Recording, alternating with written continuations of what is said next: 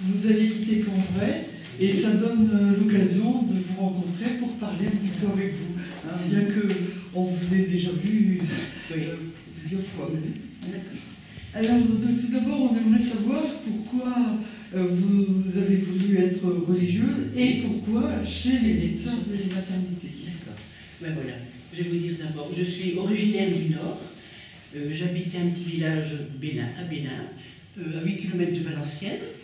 Et donc mes parents étaient agriculteurs, et très croyants et très chrétiens, et très généreux aussi.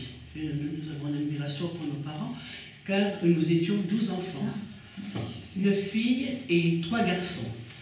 Mais on a perdu une petite sœur qui est décédée à l'âge de 18 mois. Donc nous restons 11 enfants vivants. Et donc, voilà. Donc à l'occasion du jubilé de Monsieur le curé du village, c'est à cette époque-là, en 63, nous avons invité 2 petites sœurs de maternité catholique. Donc elles sont venues à la maison, on accueillait tout le monde, pour parler de leur témoignage. Et nous étions une dizaine de jeunes filles qui les entouraient et qu'on écoutait très attentivement ce qu'elles nous disaient. Et puis, moi j'étais avec elles, et tout d'un coup, j'ai été percutée par une phrase que j'entendais au fond de moi. Alors cette phrase, c'était « Pourquoi pas toi ?» Le Seigneur m'invitait. Sur le moment, j'étais bouleversée. Je n'arrivais plus à écouter ce qu'elle disait, mais ça me bouleversait très très fortement. Et j'essayais de repousser inconsciemment cet appel, mais il était toujours là. Donc, on m'a conseillé d'aller voir un prêtre pour pouvoir justement voir si c'était bien. J'en ai parlé à ma sœur aînée, avec qui j'échangeais beaucoup. Elle me dit, il faut que tu ailles voir quelqu'un, il faut que tu ailles voir un prêtre. Alors je lui dis, est-ce que c'est possible que j'ai une vocation? Elle dit, oui, pourquoi pas. Alors bon, moi je ne pensais pas du tout, je me disais, c'est pas pour moi. J'avais envisagé de fonder un foyer, de voir des enfants, et puis, comme toutes les jeunes filles, j'aimais les toilettes, j'aimais danser, j'aimais chanter, j'aimais sortir avec mes copains. Et bon, mais voilà, tout d'un coup, ça me bouleverse dans ma vie. Donc, j'ai rencontré le prêtre qui m'a conseillé de voir d'autres congrégations pour que je ne sois pas pris par l'émotivité, pour voir si c'était vraiment bien réel. Donc, je suis allée passer une journée chez les Carmélites, à Valenciennes, à Saint-Saulve. Et là, j'ai passé une journée, mais j'ai dit non, c'est pas pour moi, je peux pas rester là. Enfin, c'était pour voir, donc c'est tout, je suis partie. Et ensuite, j'ai fait un stage à Cambrai, chez les petites sœurs des maternités. Et là, je me suis sentie à l'aise. J'ai dit, oui, c'est là qu'il faut que j'y aille. Et pourquoi je l'ai choisi? Parce que j'aime la famille, j'aime la vie naissante, j'aime tout ce qui se rapporte à la vie. Donc pour moi, et j'envisageais, à l'époque j'avais 22 ans, à ce moment-là, j'envisageais de faire une formation pour être travailleuse familiale. Et je voulais aller aider les familles, aller dans les familles pour les aider. Parce que j'avais aidé maman, à l'âge de 14 ans, j'ai quitté l'école pour aider maman à élever la famille. Et bon, moi j'étais contente, j'étais heureuse là, mais à l'âge de 22 ans, je me dis, il faut que tu choisisses quelque chose, un métier. Donc j'ai renoncé à faire mon métier de travailleuse familiale pour entrer chez les petites sœurs. Ensuite, je suis partie en octobre 64. Donc je suis allée à Bourgoin et j'ai fait mon postulat, 6 mois 6 mois.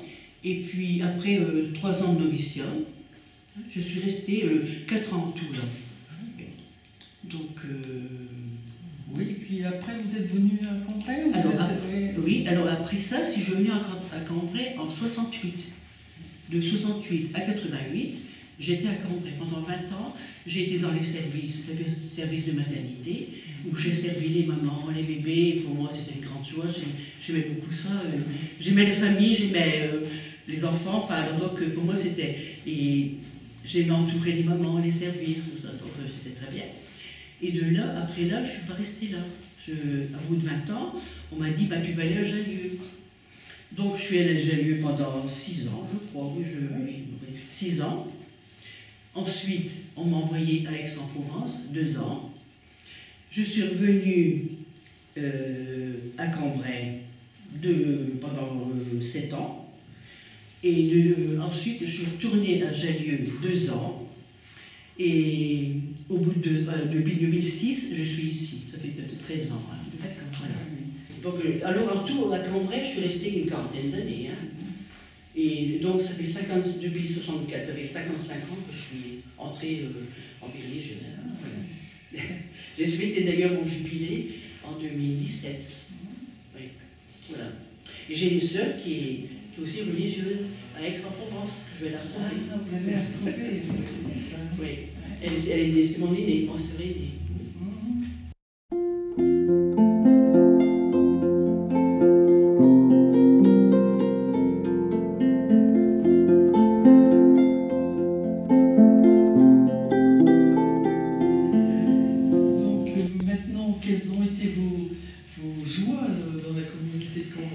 Alors, à Cambrai, donc, mes joies, on a vécu en fraternité.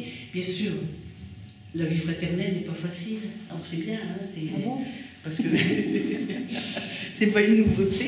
Et donc, il faut que chacun mette du sien. Hein, mais le Seigneur est au milieu de nous, parce que c'est lui qui nous a rassemblés, c'est lui qui nous a convoqués pour que nous vivions ensemble et que nous pouvons témoigner. Hein, donc, j'ai eu des joies aussi, et surtout la joie de prier ensemble. On priait, quand on prie, parce que c'est un soutien puissant la prière, hein. Donc on prie tous les jours, on a notre oraison d'un cœur à cœur avec Dieu à la chapelle, on prie les laudes, l'office de midi, parce qu'on a un petit oratoire, hein. L'office de midi, après l'après-midi l'adoration, et aussi les vêpres après, puis la prière du soir. Donc, selon ce qu'on fait aussi, parce qu'on a beaucoup d'activités ailleurs aussi. Ah, oui. Donc, mais on essaie de se rassembler quand même. Au repas, on se rassemble pour échanger. Sans indiscrétion, à quelle heure commence la journée? 5h30. On se lève à 5h30 et on fait à 6h15, on va à la chapelle pour l'horizon de 3 quarts d'heure. Oui. Mais on a une semaine, on a un jour dans la semaine, le samedi, où on se lève un peu plus tard. Et on fait chaque mois, on peut faire une journée de désert. Une journée où on se retrouve seul, en solitude, pour pouvoir prier, pour pouvoir se reposer, se détendre.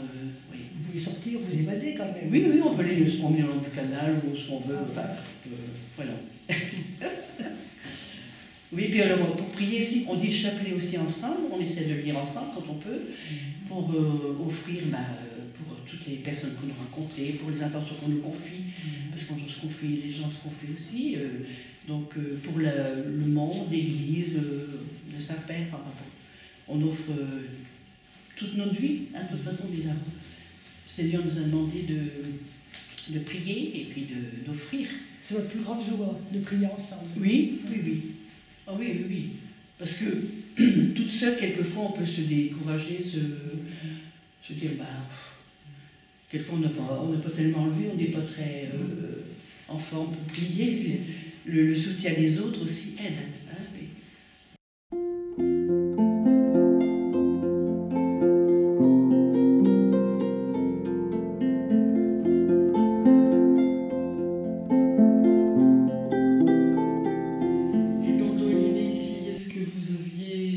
des engagements. Alors, on se terminait très bientôt. Oui.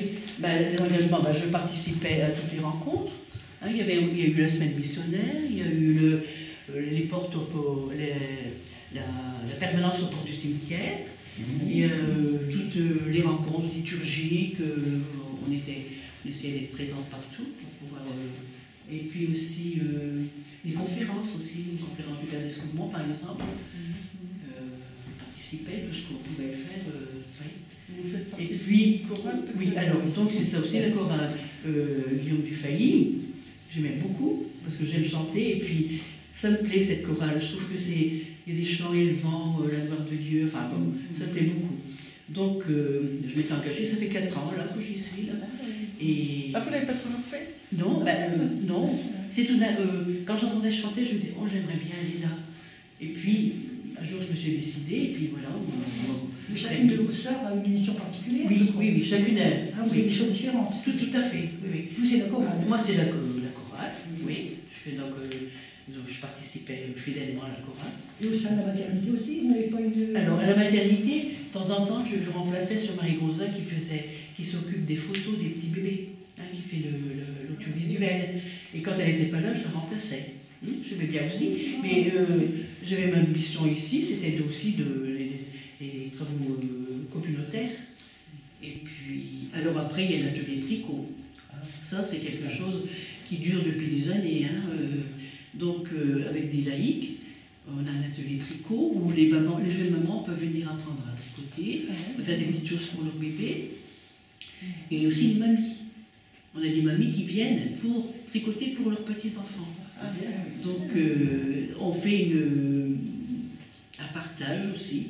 Hein, on ne fait pas que tricoter, on partage. Alors, chacun dit ses soucis, ses problèmes. Et à quel rythme de... Toutes les semaines. Sauf les jours fériés. Alors il y a une dame aussi qui est un peu notre professeur, si on veut, qui s'y connaît très bien dans la couture, dans le tricot. Donc on a référence à elle, mais c'est moi l'animatrice, quoi. C'était moi l'animatrice maintenant. Maintenant, il y en a d'autres qui ont. Oui. Donc on a vécu des choses très fraternelles aussi, très très bien. Et elles vont continuer. C'est important. C'est important pour vous aussi. Voilà.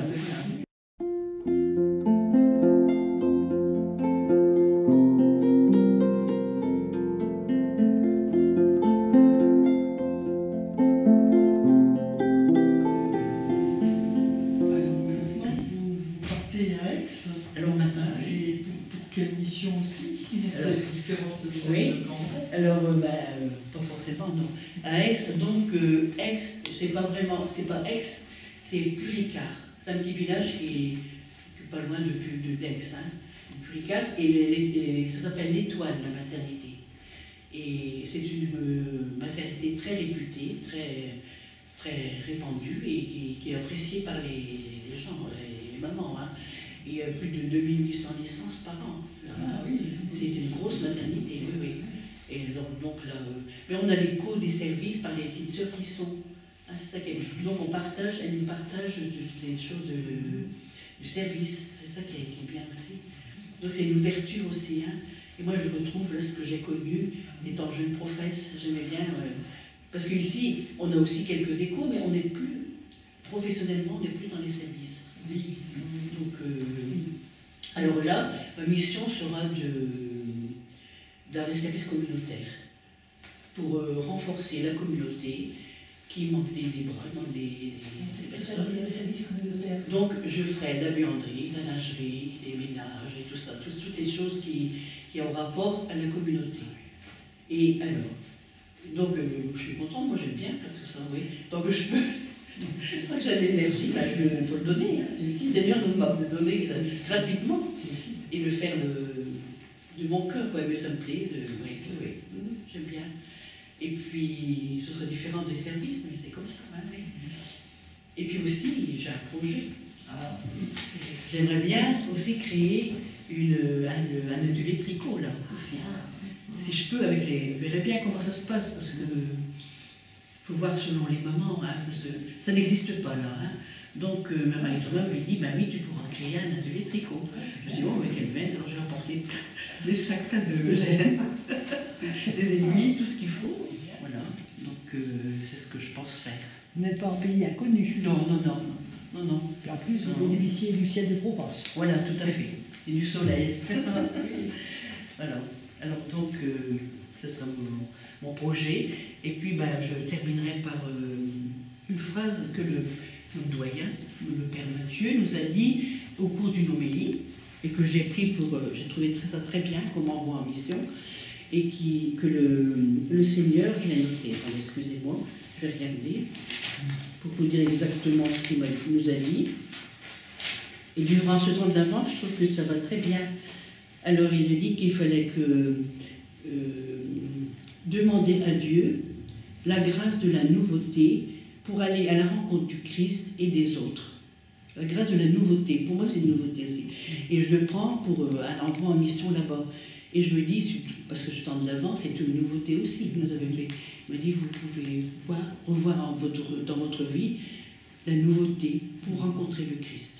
Et pour moi, c'est beau. Voilà, ce que je souhaite. C'est bien. En avant. Merci Voilà. beaucoup. Et puis, on vous souhaite beaucoup de joie là-bas Oui. aussi, hein, parce que je crois que vous en avez connu à Cambrai, mais Oui, vous allez en connaître là-bas, on le sent. Oui, c'est sûr que mon cœur, il reste un peu serré de quitter Cambrai, hein, parce que j'aime beaucoup Cambrai, mais c'est vrai. Et puis, toutes les mamans, tous les bébés, tout ça, on a connu. Combien de mamans qui me rencontrent, qui disent « Ah bah oui, c'est vous qui m'avez accouché, c'est vous qui m'avez... » C'est pas moi qui... Parce que je suis pas sage-femme, mais je suis auxiliaire. Donc, j'ai pu soigner et puis aider en salle d'accouchement, c'est possible. Hein, parce qu'avant, on allait aider en salle d'accouchement quand on faisait les nuits. Ouais. Donc, c'est sûr que c'est un détachement. Oui. Comme je vais retrouver une carte postale, le Seigneur, dans tous les dépouillements, le Seigneur le revêt d'or. Alors, je me dis, le Seigneur va me combler là-bas. Donc, vous allez être enrichi. Ben oui, hein, oui, c'est ça. Mais il faut un détachement, il faut un dépouillement. Oui, voilà, c'est ça. Ouais. C'est église quand même. Oui, oui, oui. Et ben c'est ça, c'est comme ça. C'est dans notre vie, hein, consacré. Il faut aller là où le Seigneur nous demande.